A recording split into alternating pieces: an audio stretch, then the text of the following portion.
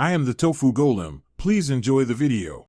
You start now by powering off briefly, then wipe the fingerprint sensor with a microfiber cloth to remove oils and debris. This improves read accuracy. Once done, remove cases or screen protectors that shift pressure. Make sure your phone has at least 20% battery and check settings for any pending software updates, because patches often fix recognition issues. Finally, go to Settings, Biometrics, Fingerprints, and delete any corrupted or partial scans so you register fresh templates without legacy conflicts. Now re-register fingerprints properly. Choose a dry, clean finger and place it on the sensor with varied angles and light pressure so the sensor captures different ridges and edges. Repeat 3 to 5 times per finger.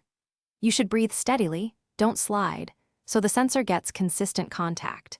Make sure to enroll at least 2 fingers, like thumb and index, and add the same fingers from your other hand if you use different grips. This increases recognition reliability in real use.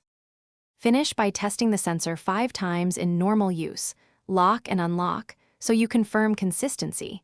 If you get more than 2 failures, repeat enrollment. If problems persist, clear the system cache partition or boot into safe mode to rule out third-party app interference, because some apps can block biometric services. As a final step, backup data and perform a factory reset. If hardware still fails, contact Samsung service or an authorized technician.